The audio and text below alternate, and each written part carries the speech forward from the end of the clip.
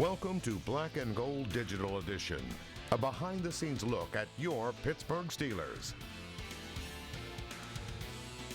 Hi, and welcome to Week 17 of our digital segment. Jay Pushkar alongside Kent Urbanski and Mike Fenner. And guys, it's hard to believe the regular season is finally here. It feels like just 2 weeks ago we were down at Latrobe for training camp, but here we are, the Steelers, 8-7, still on the outside looking in for the postseason. Kent, you were in New Jersey for the Jets-Steelers game. That was a tough pill to swallow for Pittsburgh, knowing that if they won, they can control their own destiny going into the postseason. Yeah, you know, it's kind of the output you get when you've been grasping at straws all year long, you know. So, right from the get-go, first quarter, James running the ball strong. Goes, I think 9 plays in, he's out walking at him. I'm like, really? What's happened to him already? And then, Duck, I just don't understand. Whether, Tomlin talked all year about Duck not killing them, and yet he's still putting these balls up in the air, just, give me balls, expecting something good to happen, and the opposite happens with interceptions, and it killed them, So, I kind of figured after that interception in the end zone, I ran to the sidelines, and I wondered if Mason was going to be warming up. Sure enough, he was warming up. And he came in, he provided a spark, he looked good, then he goes down. So, again, you can only grasp at those straws so many times before you got the smallest one and nothing left to go to. And, Mike, I get the sense that going back the last couple of weeks, even that Sunday night game against the Bills, that Pittsburgh's just starting to run out of gas. You mentioned the injuries that are starting to crop up, but they're running out of options. The play calling has been very questionable because of who they have out onto the field. Do you get the sense that the wheels are just starting to finally fall off the wagon? You hate to make excuses in this league because there's a ton of injuries, but this team's one of the most battered teams in the entire National Football League this year. It's unbelievable. And I truly felt like when Rudolph threw that touchdown right before half to tie it up at 10, I thought this is going to be the narrative. This is going to be their story of the tale of redemption here. They're going to come back. They're going to win this football game. Rudolph's going to lead them to a Week 17 win. And possibly, this is the start of the magical run. I really, truly felt like that moment was coming. These injuries, it's not just a quarterback, though. It's all over the place. Marquise Pouncey, James Conner, Bud Dupree. It's unbelievable the adversity this team has faced and overcome, really, to get to this spot. It's just, I feel like maybe it's too much to overcome at this point. Right. And we've talked about it throughout the course of the season, especially the second half, but you still got to give Mike Tomlin and his coaching staff a lot of credit. We've seen teams just crumble and finish 2-14, 3-13, and yet even if they do lose in Baltimore, 8-8, you've got to be pretty impressed with what they were able to do. Yeah, my only thing about that, though, is the teams that they beat weren't very good, True. So they were just good enough to beat those teams. But anytime they got into playing a team that had a winning record, they couldn't get around them. So that goes to show you the importance of having a franchise quarterback. And right now, I think they don't have a quarterback. And some promising news, at least earlier in the week. Ben Roethlisberger tweeting out that, hey, everything's a go so far as his rehab. The surgery went well. He's feeling good. He feels pretty optimistic going into 2020, but we also know he's not getting any younger either. So a lot of things will have to be backed up based on his statements that he made. And you hate to almost want to throw away talking about Week 17 and look ahead, but you have to feel encouraged by the fact that this team was able to stay together, and you've got some of the building blocks. You've got a lot of the defensive pieces that you need when you get Roethlisberger back next season. I mean, it's all systems go, and you'd think they're going to be in a pretty good situation if they can just add a couple more pieces. But you don't want to throw away the end of this season because there's still that opportunity. You got to go out and play and prove it, and you never know what can happen. Right. Guys, one other thing I want to hint on, too, and we've been in the locker rooms over the last month, too.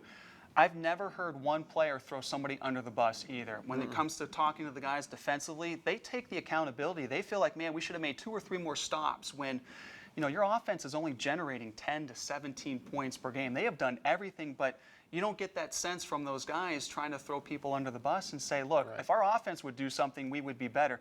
Everybody has been accountable for this, and this is something that you didn't normally see 3 or 4 years ago in that locker room. Yeah, I think they rallied.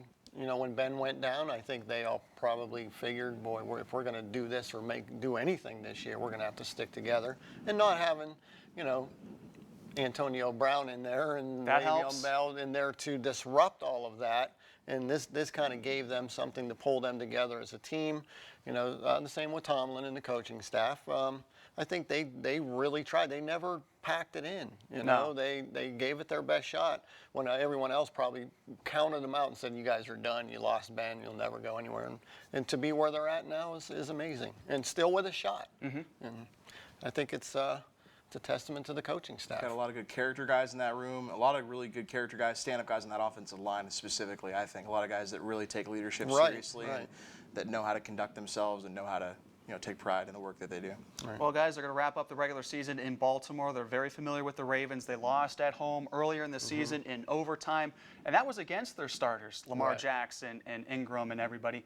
They're not going to see the field, if at all, Week 17. What do you like as far as Pittsburgh's chances, just considering that they're going up against their third and fourth string, and they're going up against the backups? Yeah, I don't know. Going down there, it's going to be tough because you got to be able to score points to win a football game. You can't keep relying on a defense to come up with points. And if you can't, if you're scoring one touchdown a game. Yeah, where's Minka Fitzpatrick lately? Right. You know, he had that great burst, and then he's kind of tapered off. Yeah. Then I don't really like their chances, you know. I mean, without having good quality quarterback play and the run game banged up, they're really just one-dimensional. The offensive line hasn't been playing real well this year. So, and I think, defensive coordinators are looking at that and say, we're going to just stack that line and make you beat us. And I don't know that the Steelers, having scored as little as they have in the last couple of games, have the weapons to do it. And the slow starts, too. It seems like they're always, behind the 8-ball, double digits scoring-wise. That, against Buffalo, against the Jets, they've been down 10 or 13 points, and the offense has to at least try to make a comeback. Now you don't have the luxury either of trying to get that spark from a backup quarterback, because if you're going to do that, you're going to rely on Paxton Lynch or possibly JT Barrett on the practice squad. So you're in a totally different situation now, and I wonder if that makes Duck Hodges feel more comfortable and puts less pressure on him, not having Rudolph over his shoulder, or if that pressure's mounted more because of some of the mistakes that have happened, whether it's his fault or not, or a combination of things. I wonder how he's going to approach this week. Especially, he's got to be feeling like he's got nothing really to lose at this point either. I mean, he's kind of gone out there and proven he's a gutsy guy, he's a tough guy, and being put in the situation. That's what's got him into trouble, I think. You know what I mean? That's what's given him that attitude to just throw the ball up for grabs instead of holding on to it, waiting for something to open up, and just, I think that attitude, that gutsy play kind of thing is what's got him into trouble. So we'll see. I mean, if he's smarter with the football, then they've got a shot. The defense is going to keep you in it. You just need one or two splash plays. Right. Look at you. You're starting to talk like Mike Tomlin and the players. I've been hanging around them too long. Jeez, but it's crazy how. Get back to the lab. Find that splash play. Right. We'll see. We'll see if there is a splash play. Who would have thought Robert Griffin III, Devlin Hodges? That's the quarterback matchup this week. Trace McSorley, the backup for Baltimore. That's the guy that worries more than anybody. He might see the That second half. You never know. Yeah. So we'll see what the division of labor is this week in the running back. I like that phrase. So, that's a good one. That's a good Tomlinism right there. But hey, ironically, last year when the Steelers were looking, at the scoreboard on the field, I was on the field. I've never witnessed anything like that in all of my time covering football games. Being on a field next to players, everybody watching that scoreboard to see if they're going to get in or not. Ironically, and that was Baltimore playing Cleveland in Baltimore. Now we'll be in Baltimore, ironically, watching the scoreboard there to see if they get in once again. Yeah, depending on the pace of the game, because both will kick off at 4:25. But if the Pittsburgh game ends early, just enough, and they win, they could be doing some sightseeing as well. Right. So 2 years in a row, who would figure that out? We'll see what happens. Well, finally, guys, it's hard to believe, but another decade is almost upon us as far as the completion of it, getting ready for 2020. New Year's resolutions, as far as the Pittsburgh Steelers are concerned, moving forward, even though they do have one more game at least to take care of. But what would you like to see come, August, if not September of next year, as far as maybe addressing some issues or things that they certainly need to be addressed, considering what they went through this year? You got to get a quarterback, and especially one that, if Ben is going to come back, and we all don't know that yet, we'll find that out, and I think they will know that by OTAs or mid-July if Ben's going to be healthy enough. But if not, I don't think you can ride another season with these two guys doing what they're doing now. You better get somebody in there who's going to be able to move that offense and complement that top 5 defense that they have. I'm going to go optimistic and assume that Roethlisberger is back and ready to go in the saddle. So I'm going to say get yourself another game breaker wide receiver to complement Juju Smith-Schuster. Take the pressure off whether that's him. free agency because they don't have a first round, so what is going to be a late second that they have. Right. So either free agency or a trade. Obviously, Dante Moncrief was hoped to be that kind of player, Right. that Wait. production that, yeah. So not that again, but yeah, I would hope for their sake you go for a game-breaking wide receiver, take the pressure off Juju Smith-Schuster, Yep. and allow some of those other guys like Deontay Johnson and James Washington to have lesser of a role and not be relied upon so Saw some much. good things They can from still be those guys. productive. In And their let them roles. develop too, because they Exactly. had some really good moments throughout the regular season, and they would be great assets moving forward, knowing that hey, we got 2, 3, maybe 4 guys at wideout Right. that could be serious threats down the field. You might have to start thinking about revamping that offensive line a little bit. The age is starting to show there a little bit, I think. Well, guys, it was a real treat the last 17 weeks. It's hard to believe that it's come and gone, but maybe we'll have a digital show for a playoff Yeah, berth. But if maybe. not, we'll be back at it again come August with training camp. Happy New Year, Kent. Happy New Year. Mike, Happy New Year to Happy you New as Year. well. Happy New Year.